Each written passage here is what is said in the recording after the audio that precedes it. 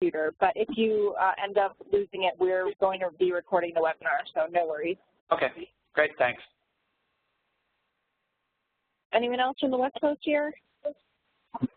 Teresa Bolton from Temecula. Hi, Teresa. Hey. Hi. Lisa Joy from Slow Food San Diego, Urban. Hi, Lisa.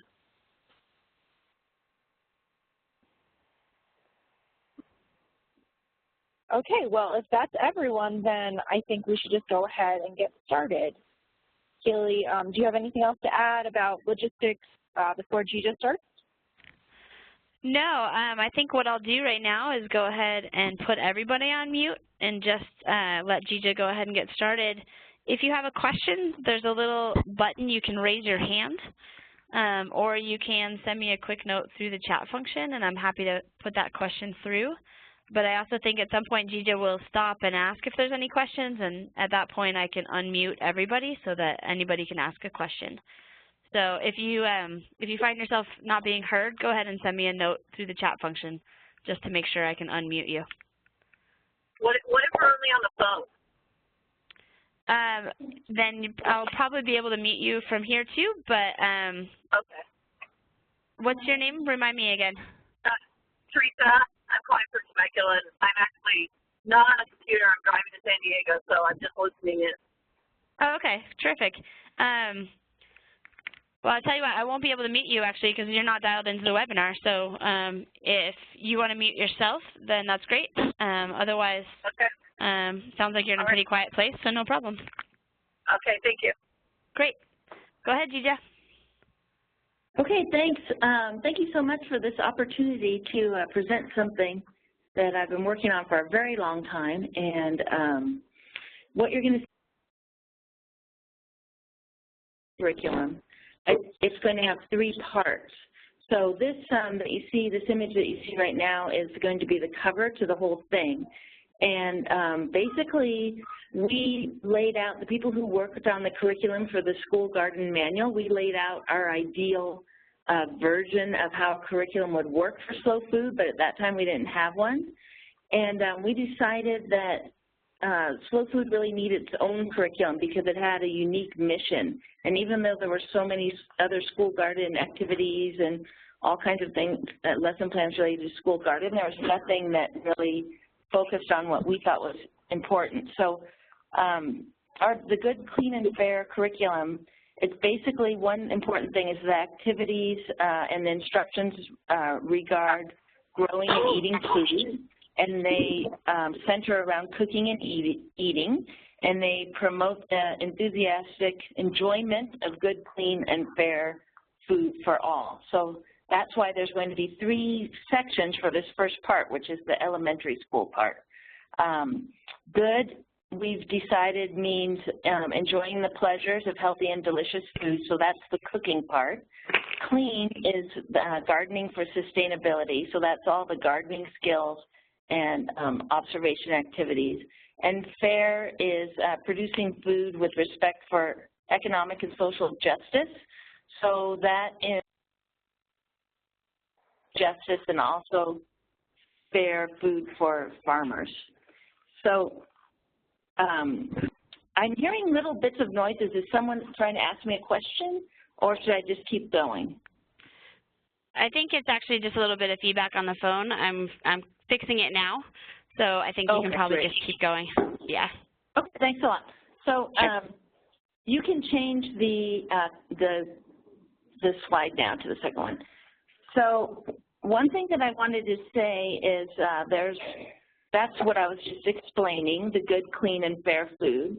And those are our potential next ages would be middle school, and that's going to focus more on food and culture and plants and culture, and then theoretically we would have a high school curriculum.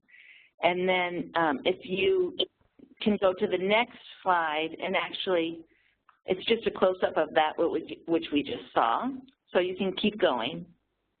Again, to the next one. There you go. Thanks. So this is the first part that I explained that I just finished. It's the part that's related to good, and it's for elementary school students. And I just want to tell you a little bit about how the lessons work. So one thing is that there's a variety of lessons, and this curriculum to me needs to fulfill so many design restrictions. So it needs to be something that is easy to do, that you don't have to be a chef in order to do the lessons. It needs to be something that promotes children's excitement and enthusiasm and gets them to try new foods and be enthusiastic about new foods. And then it needs to also be activities that can be tied into the regular academic curriculum. So what I did in order to have all those things happen is I have a mixture of activities that range from observation, where children are just using their senses to observe different ingredients and to taste them and to make decisions about them. Research, where they gather information from the outside and bring it in, and then experimentation or action, so that's where they take what they've observed and what they've experienced and make some kind of action or activity. That's basically how I see recipes and cooking activities. And then reflection, which is very important, where they reflect back on what it is that they've learned, and that's where you can tie in other academic subjects and things like that. So all of this relates to how I did the good curriculum. So if you could Gina, can I jump in? Sorry. Sure. Sorry, this is Keely. Gina, I just want to jump in. I think the background noise may be coming from, I don't want to call you out, but I think Christina Nelson, are you trying to use your computer to listen? Yes. Okay. I think some of that feedback is coming through. Is there a way to maybe turn speakers down, or that would be really helpful. Let me know if it's causing a problem, but that would be great if we can work on that. Thank you. I'm sorry. I thought I could just No worries. I didn't want to. No, you're fine. Thanks very much. So Go ahead, we're Gina. all figuring this out first time, right? I know. It's not always the most user-friendly, so it's good to kind of work out the kinks. Thank you. Go ahead. Okay. Sorry. So anyway, if you could just go to the next slide, I'm going to explain what is actually in the good curriculum. So basically when I've been a cooking teacher for 26 years, so I've taught a lot of people of all ages, and really I see that there's two major skills that they need to learn before they even read a recipe or try to cook a dish. And the main skills they need to learn are how to mix flavors and how to balance flavors so they can make things that they like to eat. And then the second thing they need to learn are kitchen skills. So that's why this very first part is divided into those two sections. The first part is the sensory education. And so children, especially in the United States, aren't really used to taking apart flavors and tastes and describing things. Usually, most of the times when kids are eating things, they either say it's yucky or it's I like it or maybe it's okay. That's pretty much all you get.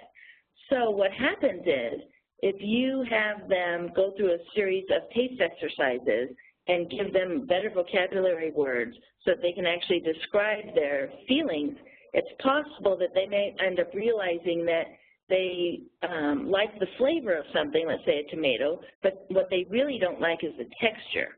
And that's something you can work with. So then all you have to do is change the texture of the tomato, which they can learn by learning cooking skills, and then all of a sudden it's something that they can eat and maybe enjoy. So the first ones of these lessons, they're all just straight tasting and comparing, and they have different points. So the salad greens tasting, the point of that is to figure out the flavor of bitter and to figure out what different kinds of greens are more or less bitter. The point of, let's say, the apple tasting would be to figure out things about texture, because the apples have all different kinds of texture, and to be able to describe that in different ways. And so this is the very first thing that you can do with kids, to have them take food out of just being a pure power struggle. So normally when kids are eating, their parents or some adult gives them food and says, you have to eat this, and then they can just make two choices, yes or no. And usually, well, if they are a kid that's very strong-willed, they like to say no a lot. So what you do is if you turn everything into an experiment and you put them in charge, all of a sudden that power struggle is just sort of disappears. So that's why we start with the tasting exercises. And then what happens is after you taste things, then you do that exercise that says number 15 that's called the progressive tasting. That's adding flavors to whatever ingredient you started with, for instance, tomatoes, and you add sour, sweet, and salty flavors to the tomatoes, and then all of a sudden kids start to see what you do when you season something and how those flavors can affect the food. So it's possible that something they didn't like at the beginning, they might actually like, for instance, if they make it salty and sour instead. And then all of a sudden they realize like that a tomato with lemon juice and salt on it, and you just made salsa, for instance, or salad dressing. So so it's a very simple, super simple lesson, but that one is very powerful. Then after they do that, they start making up their own food. So this is before they really have any recipes or anything. And what happens is, let's see, in a minute I'll show you what some of those recipe creation things look like. But instead, I'll show you what the second part is first, just kind of give you the overview of the second part. So this is in the second part, and this is kitchen skills. And also it's about using tools, because humans are tool makers. And so what I've done here is combine those two things together. Number one, so that students can understand how something that they grow in the ground, for instance, the corn, can turn into something that they might find in the grocery store, like, for instance, flour. So we use a lot of different tools and very simple food processing techniques, so they can kind of get a sense of how food actually appears in the grocery store, because that part kind of seems sort of magic to them. And then we build up their kitchen skills. So the first part is all about using different various tools to make big things small. That's the very first thing you can do to something, is you can cut it or grate it or chop it or whatever. And then the second part is all about different cooking techniques. All of it can be done in a classroom with only an induction burner. So all of our classes, we just use one type of heat, that's an induction burner, because the fire people are willing to approve that, and we found it's a very safe cooking method. So the main cooking techniques we focus on are blanching, braising, stir frying, and boiling, basically. And we don't do anything with ovens. So all these exercises that you see, no ovens, and that very simple cooking equipment. Then we start with the different kinds of machines. So we have these really cool lesson plans related about flour, and you can use grain mills and make your own flour. We have some suggestions for that. And then, or you can buy different types of flour and do these same exercises with that. What happens is when they grind flour themselves, the whole issue of whether they're eating whole grains or white flour or whatever, that just completely disappears. It's just so much fun for them to make flour that they don't really care about if the flour's brown or not. So so that's great, because it gets rid of all their fears about eating whole grains or thinking that whole grains are bad. Then we have we use that same flour mill to make masa, and we have a whole bunch of dishes related to that. And then we have mortars and pestles, different sauces, rolling pins. That's where we make pasta, tortillas, flatbread, scallion pancakes, and parathas, things that you can all cook on a griddle. And then the last one is using food mills and strainers, which is where you can make sauces like applesauce and tomato sauce. So that's kind of the two sections. That sort of gives you the overview. You can go to the next page if you like. This is how the lessons are set up.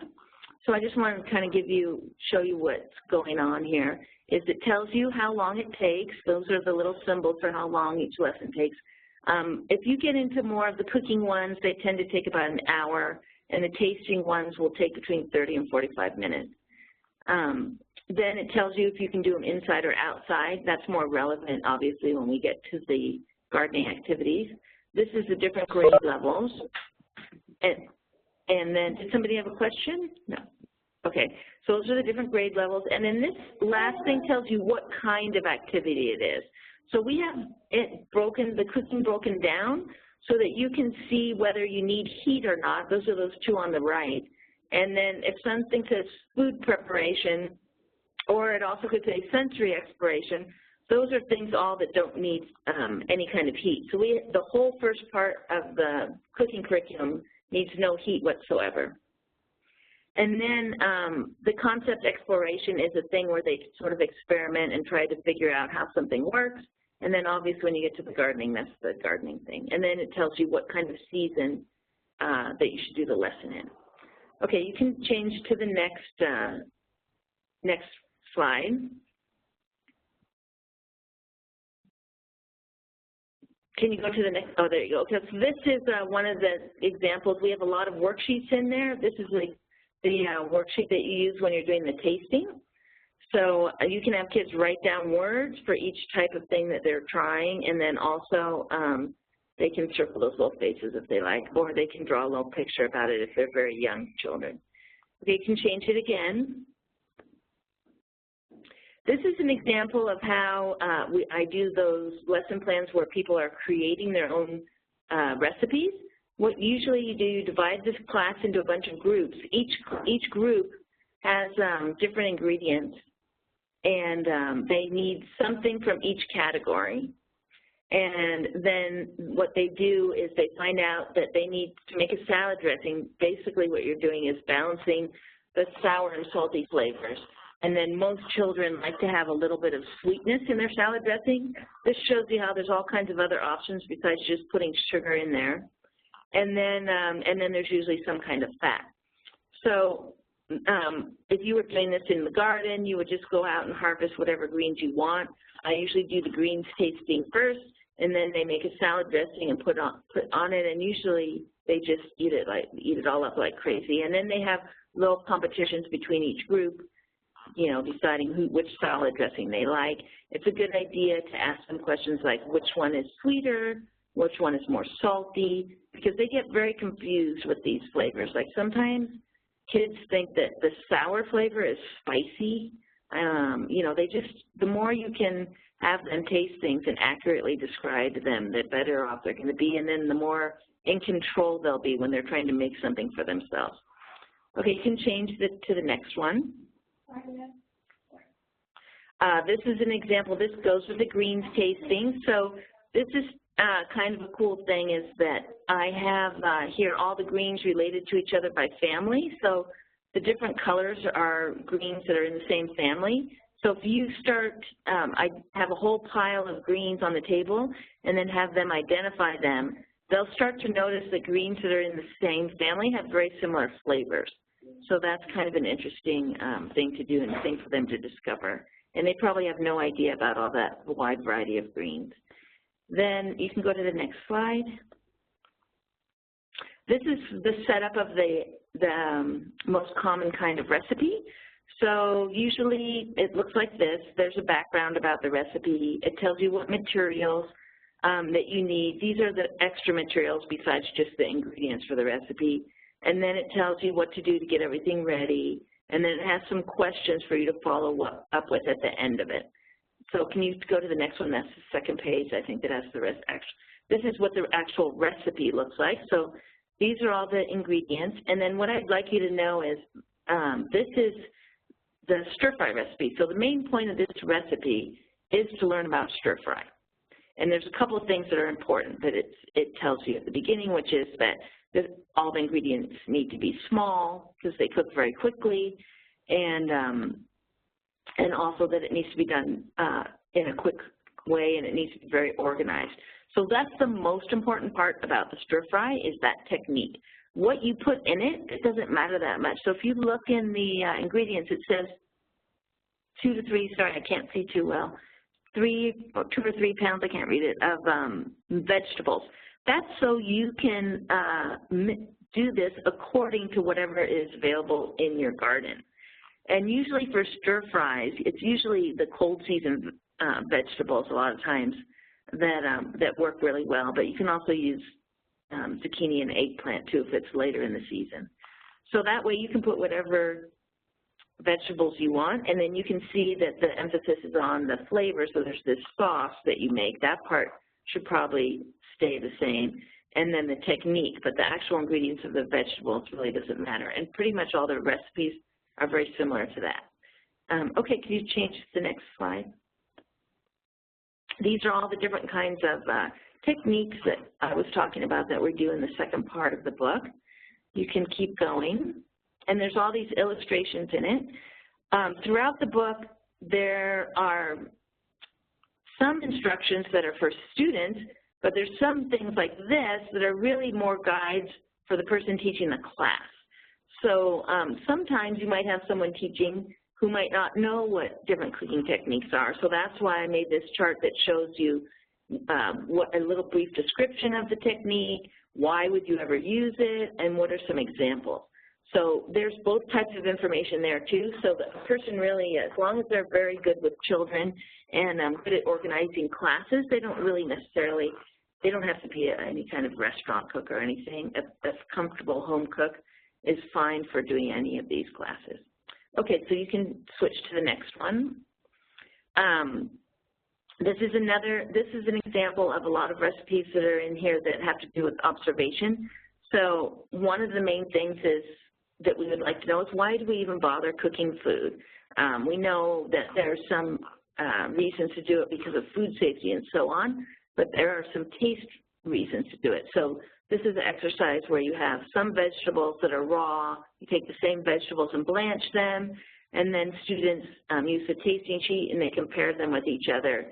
And hopefully they'll notice certain things like that the vegetables will get sweeter when they're blanched, that they'll be less fibrous, I don't know, things like that.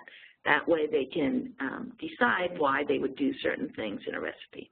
Okay, you can keep going. Gina, we just had one quick question that came in over the chat function, and I think it's an important one to raise. The question is, most of my experiences have been cooking with demographic groups that don't necessarily have access to all of these ingredients.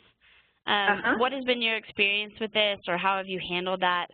Also, some of the tools they have at home are quite simple, and so maybe if you could talk about that a little bit too, that'd be great. So one of the things, that's another reason why I don't really use a lot of power tools. I don't have any, really big mixers or things like that, or a Vitamix or anything like that. Most of the things we need are simple things like knives and rolling pins and so on. But here's another thing. I realized that I know there's two methods. My method, my idea of the whole thing is to open a child's world about food. Does it mean that they're going to eat all these things at home? No, but most of the cooking techniques are so simple that if they, had ingredients, whatever vegetables they had, they could use them, and the idea is to expose them to cuisines from all over the world. So I think I find that children are very, very interested in this. And the main population of students that I have been teaching, usually they're Latino, and most of them are from Mexico. So, they like Mexican food, but they love Chinese food, absolutely love Chinese food, and they really like Italian food. And they're happy. They get kind of tired if I only make Mexican food with them. So I don't know. I think that you could just talk about that in class and explain that you're going to be exposing them to all different flavors and to show them the world of food and what's possible. And like I said, most of the things aren't necessarily expensive. They're definitely unknown, but they're not necessarily expensive, and it's hard for us to know ahead of time what demographic you're talking about. So you might be in a neighborhood that's mostly Asian and they have Asian markets and they might have a lot of these Asian ingredients, or you might be in a Mexican neighborhood and then they happen to have all these dried chilies and things like that. So I think picking one over the other, I don't know that's really a good way to go. Anyway, that's just my opinion, but obviously people have different points of view about that. Is that okay? Should I keep going? Yeah, here. Christina, did you want to follow, or sorry, let me unmute you, Christine. Yeah, did you have is there a follow-up question, or does that kind of give you a few ideas? I think Christine, maybe, hold on, let me unmute all of those. Okay. I can tell you. Okay, so everybody's unmuted if they want to ask questions now. This is a good time. Hi, this is Christine. You know, I don't disagree with you at all. I think that exposure is, you know, a big part of cooking. My experience, though, has found that a lot of these children want to go home and replicate what we're doing. And the biggest part to take home is to give them the positive feeling that they actually can go home and replicate these things. So, you know, I started out showing them how to cook things like, you know, a traditional way or a more flavorful way, and ended up really backing it down. And this is just my experience, but really backing it down so that they could use a lot of the ingredients in their cupboards, so that it wasn't asking them to go spend or shop, or, you know, that they could go home and have this great stir fry, Mom. You know, they've got soy sauce in their refrigerator. Most of them have honey or some kind of sweetener, or some kind of, you know, hot pepper sauce or chili. You know what I mean? They have the ingredients. They may not be the more traditional ones, but they've got it in some way, shape, or form, just to kind of encourage that. So that was my only, when I was reading your ingredients, that was where that question came from, because I want them to go home and cook. You know, I want them to go home and feel empowered and really be excited to do all of these things. So anyway, that was my observation. I've got a question. Who was the person speaking the whole time, presenting? Was that Lauren? No, my name is Gija, and the person who wrote the lesson plans. Who's been speaking? My name is Gija Colo. I'm from Denver, Colorado. Okay. And what was your full name, the person that was speaking the whole time, presenting? G-I-G-I-A, and my last name is Colo, K-O-L-O-U-C-H, and I've been the garden coordinator and educator in Denver for the past 15 years. I've been working with Andy Nowak. So it's G-I-G-I-A, I'm sorry.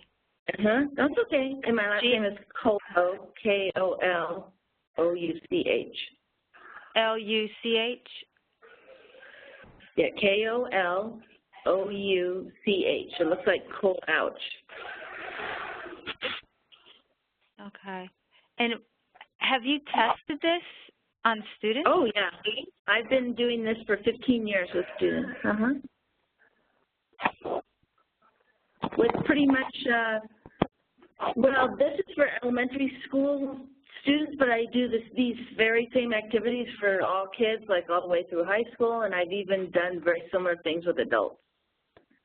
And the thing about the ingredients is, you know, yes, you go home and they should use what they have. And if they know how to season something, then they can go home and this is what what happens is they say, oh, you know, I wanted to make some salad dressing and I didn't have any lemon, but I really wanted something sour, and we had vinegar in our cupboard. So that was great. I got the vinegar and it basically loosens them up so that they feel that they can just grab stuff and make something and have it taste okay. So I agree with you completely that our goal is to have them go home and cook, and that is why I have them at the very beginning already combining their own ingredients together, making their own decisions. The more decisions they can make themselves, I think that's great. Did anyone have another question? The sensory education part, how long have you been working with the sensory education and tying that into the curriculum? Well, let's see. probably 5 years I've been doing that part. And that's really what made the whole thing work to me, because what happened was until I added that part, that's the part that really has taken all of the pressure off the kids. And so I had pretty good participation. Like I would do a class, let's say an after-school class or something for 8 weeks, and I'd have almost all the kids eating pretty much everything at the end of 8 weeks. But there's always those couple of kids that are kind of holdouts. And so then I started doing the sensory education, and those kids, that completely broke it, because instead of me trying to get them to eat something, all of a sudden it was an experiment, and they were deciding whether they liked it or not. And usually I have everyone eating things, you know, within 1 or 2 sessions. Mm-hmm. Hi, Lauren here from Slow Food USA. I just wanted to interject really quickly to announce something else exciting we're going to be developing around the Good, Clean, and Fair school garden curriculum. With GIJA's help, we're looking to hire an intern, a culinary intern, who can take these recipes and lesson plans, which have been specifically written for the classroom, such as for 24 students and a teacher. And this culinary intern will look at these recipes and reformat them and pare them down to be appropriate for a normal family size, maybe of 4 or 6, so that students can take these recipes home in a sort of cookbook format to their parents and really be able to take what they're learning in school and replicate it at home. So I just thought I would add that. Thanks. Thanks, Lauren. Also with alternative flavors and ingredient substitutions as well. Okay, should we keep going? Oh, I guess one thing that brings up, too, is a good point, which is all these things, you can do them in order, and they do offer a kind of progression, but you don't have to do them in order. You can pick one, you can pick 2. You know, most schools that we work with, they only have a couple cooking classes a year. So they end up doing some tasting activities, they end up doing maybe salad dressing or something, and then they end up doing the knife skills. So it, you know, just depends on you, how much time you have or don't have, and it's more likely that you're going to do more of them, I assume, in an after-school setting as opposed to a classroom setting, because usually you don't have enough time to do this many cooking activities, obviously. Okay, would you like to switch to the next slide? Sorry, was there one more question? I do. I have one more question. Okay. Something that's come up with me in various cooking situations with various groups. What has been your favorite or most chosen way to teach kids or a group setting? I mean, I've experienced showing them and then having them walk through the process. I've experienced cooking with them and speaking on a microphone as we go about it, walking from tables. I mean, I've experienced a whole bunch of different situations, and so I wondered which was your favorite. Oh, so this is my favorite way to do it is usually I do it in the cafeteria because there's less clutter around, and that's part of our agreement with the school district. So the cafeteria has one advantage, at least ours does, is they have these long tables. So I put the kids in long tables and make sure so that I only have 1 or 2 tables so I can really see them all. And then I make sure they're certain spread apart. And then what I do is I have the ingredients on the table, and I don't pass out, if we're going to cut something, I don't pass out the knives until after I give them the directions. And what I tend to do is I give them one direction at a time. So, and then we do that. So if we're going to make soup or something like that, I pass out one kind of vegetable, and then I explain how to cut that one, and then they cut that one, and then I do the next one, and so on. And then for the actual cooking, what I usually do is we use a cooking cart. So as they cut things up, I just throw things in the pot, let's say. A very simple cooking methods. They're like not tricky at all, mostly involving boiling things in a pot. So I put everything in the pot and just keep adding it, and usually the kids, because I have often worked with very young kids, like second graders, first graders, they are not at the stove. And then if I'm doing something where they would like to see it, like let's say a pupusa or a tortilla or something like that, I have them, two people, one person cooking and then one person showing them how to roll things out, and then they bring it up one at a time to the griddle. I usually have two going at once, and then I help them turn it upside down onto the frying pan, and then I cook it. So for the younger kids, they don't really touch that cooking pan. I have also worked with fifth graders, and then I have them do more cooking, and I just make sure, what I usually do is rotate kids being in charge of the frying pan or pan, so that there's only two there at once. So, and the rest of them I have doing a different activity. So I minimize the people around wherever the heat is. So there's only like two people there at one time, maybe three. Does that help answer your question? Yeah. Do you have a rule of thumb of how many adults to how many kids, or kind of a hope for that? I can tell you the ideal thing is one adult for 8 kids.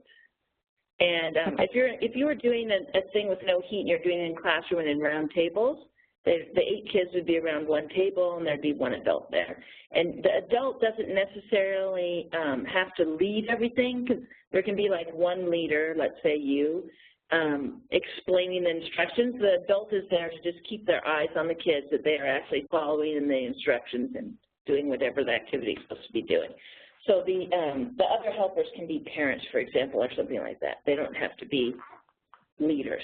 And then really for me, if I was doing that method where there's the 2 long tables, I can handle about 15 kids, and that's about maximum if they are cutting something, because I have to be able to see them all, you know, and give them the eye and tell them to stop goofing around if they're doing something funny.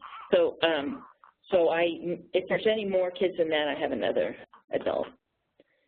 And have you come across any schools that have asked for some sort of liability with the kids using the knives? No. I have, which has been frustrating. Yeah, I would, you know, you have to make a, the thing is, obvious, some of those insurances are super expensive, and I haven't really had that problem. But I think I would say to them, I have to tell you, I've been cooking for 26 years, and no kid has ever cut themselves more than like a sliver on the side of their finger. So usually the knives are so small, and the pressure, you teach them to use it in such a way that they just really don't have very much pressure on the knife, that that's like about the most they're going to get. So, but people are worried about it. So I would just say, you know, if you're really worried that much that this is going to be that dangerous, perhaps this is not the activity for you. You know what I'm saying? And put it back on them. Or, you know, have them sign a release saying, yes, I know my child can put a cut on their finger. Like I said, they rarely even cut themselves. Usually, if someone gets hurt or something happens, it's not when you're cutting, because they're all paying very close attention and they're very quiet and they're very attentive. It's usually some other time where it's like slightly more chaotic and they think, you know, nothing's happening or it's safe or something that they're going to, you know what I mean? Yeah. Because usually they're paying so close attention at that time that that's not the time that they injure themselves. But anyway, but I don't know. I would have a talk with them and ask them about what they would like, what is the purpose of cooking, you know, what they think about it. And then from large to small thing, I have a lot of other options you can use besides knives, with suggestions of different age groups. So that's another possibility. So you could look at that chart and say, okay, well, you know, these are the things we can do, or since we don't have live knives, we won't be able to make any of these kind of things. You know, one thing I do for really little kids is if something is like potatoes or sweet potatoes or things like that, for kids that are second grade and under, I just boil the whole thing whole, and then they can cut them with with a very simple knife, with a butter knife even, because it's soft. So I do things like that sometimes with vegetables that are hard. So I just cook them whole ahead of time. Okay, thank you. Are there any other questions right now? I've put everybody back on mute, but I've sent the message to let people know that they can send me a little message, and so I think you're good to keep going.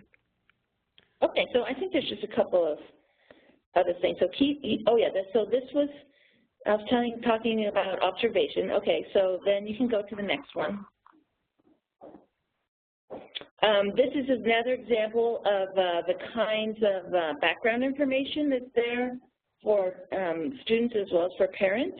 And I've drawn recipes and foods from all over the world, so there's examples of everything. I have kind of a fixed obsession with mortars and pestles, so that's why this whole section is in there. And you can buy, by the way, the least expensive mortar and pestle is this one from Thailand that's metal, and I think it's like $20 of it. It's very big, so that's a possibility. And you can, kids love mortars and pestles. Okay, so then you can go to the next one. And the other thing that's in here, at the end, there's all these other resources. So if you want to do all the first part and have all the activities without heat, these are the equipment that you would need. And if you want to do them all with heat, then the one on the right is the equipment that you would need. And, you know, it's up to you, because if you don't pick certain recipes, like if you don't do anything where you need rolling pins, then you're not going to need rolling pins, for example. But this is, if you want to do everything in the book, the one on the right is the things that we recommend. And then there's a couple of other pages that tell you, that have some suggestions of where to get certain things. And there's also a list of books, too. And what I really like to do is match picture books with all these lessons. So there's a lot of recommendations throughout the whole book of different kinds of picture books that you can read that illustrate one of the lessons or something like that.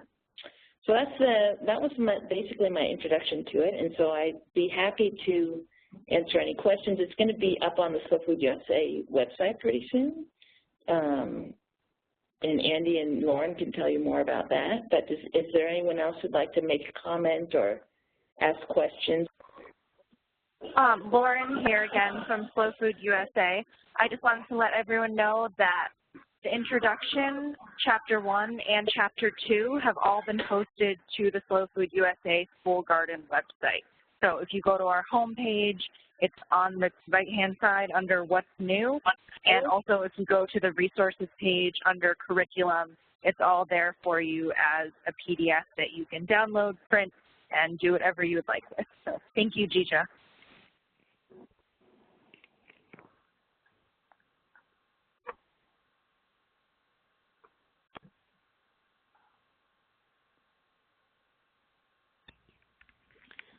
Is there any other questions for Gija while we have her on the phone? I've unmuted all of you, so you can feel free to ask away. Yes, this is Molly Beverly, and I've actually been teaching cooking for 28 years. Lots of times children, lots of times adults, and I just think this is fabulous. There's a lot of new ideas here that I didn't think of, and this has been really worthwhile. Thank you very much.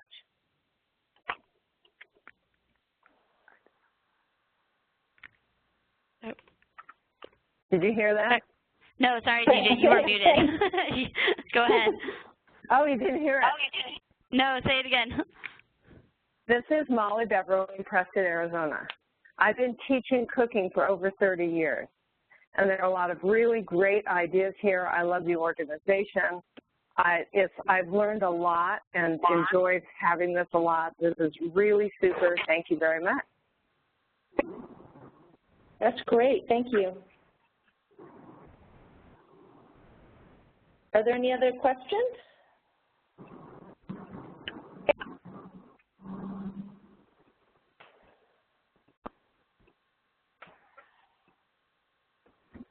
No? Hello, yes, I've got a question. Uh-huh. Yes, hi, this is Scott. How do you find classroom teachers who emphasize different subject areas connecting to this part of it?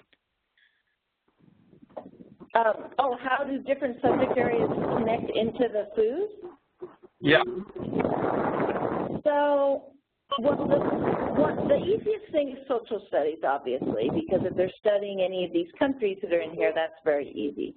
But then there's other things as well. So, for instance, all the part related to the food processing and the tools, that works really well with older grades in middle schools where they have to study inventions, because they can take all the different kinds of things apart, figure out how they work, and a lot of them have things like screws in them that turn things and use a lot of principles of physics. So that's one way that you could tie that in. And then there's a lot of chemistry, especially in the flour part and the flatbread part. So there's a whole thing about acid and alkaline and how that works, what leaveners are, what fats are, and so on. So you could tie it into a simple kitchen chemistry lesson. And then there's things related to all the tasting exercises. Really, I consider those extensions of plants. So in my experience, the more different ways kids understand and use plants, the more appreciative they will be.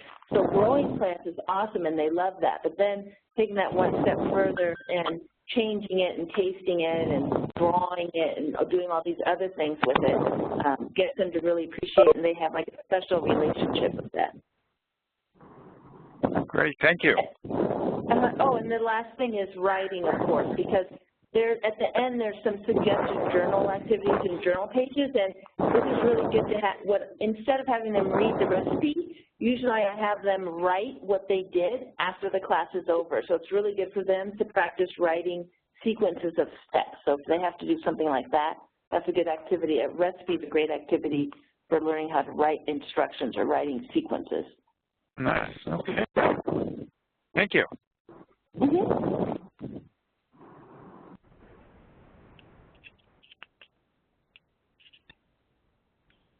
All right, is there any other questions?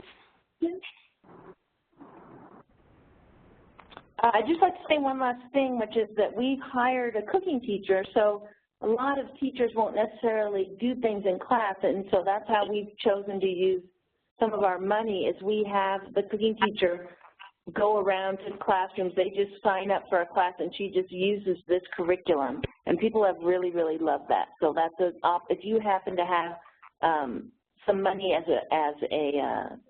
a slow food branch, sorry, I can't think of the word. Anyway, it's a slow food chapter, then that's something you might think of, is this could be kind of the center of your cooking program. You could send someone out to various schools.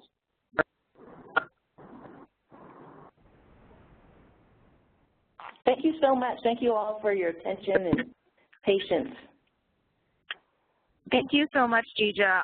While we have everyone on the line and we have a couple more minutes, Andy and I are happy to field any questions that are more generally related to the National School Garden Program and Slow Food USA. And Andy and Lauren, you guys are unmuted currently, and everybody else is completely open. So if you want to ask questions, now is a great time.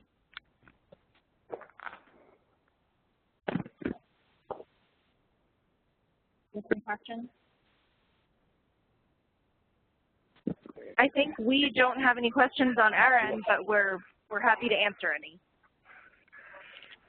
Hello. Yeah. You say that I haven't looked on the website. I guess you're saying that the intro is going to be there. Is the whole elementary program curriculum going to be rolled out soon? It should be finished by the end of June.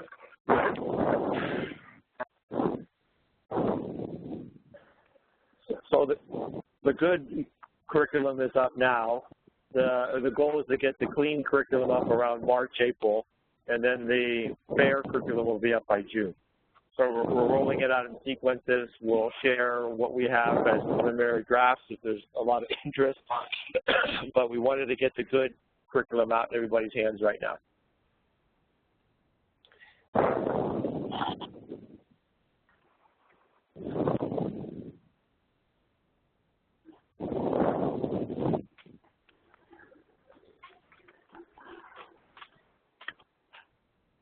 right. Well, if you have any follow-ups, you can certainly contact us directly via email.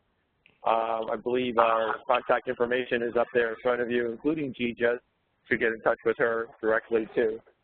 We'd love you to use this curriculum. We'd love to get some feedback either from you, your teachers, your volunteers. We have the flexibility of making some additions, some additions and everything. So please be in touch. This will only be as strong as we share amongst ourselves and as we share the feedback with us too. If you have lessons of your own that you feel would be a good addition to this curriculum, please send them, and we will do our best to get them embedded within this also. You know, we see this as a living document. This can change over time, and we're excited to get all the input from as many people as possible.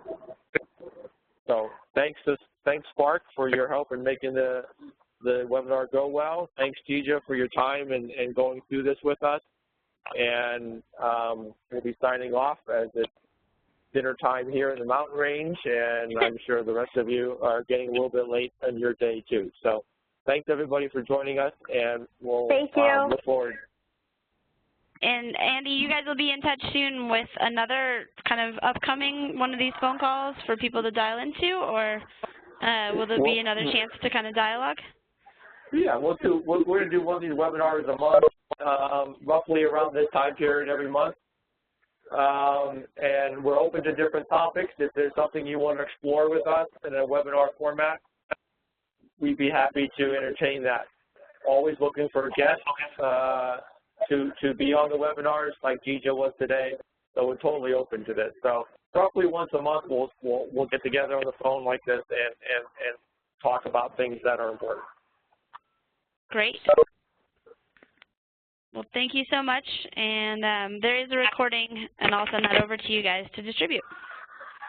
Exactly. Thank you. Thanks, Keely. Thank you, everyone. Yep. Have a good night. Thank you. Thanks, everyone. Bye-bye. Thank you.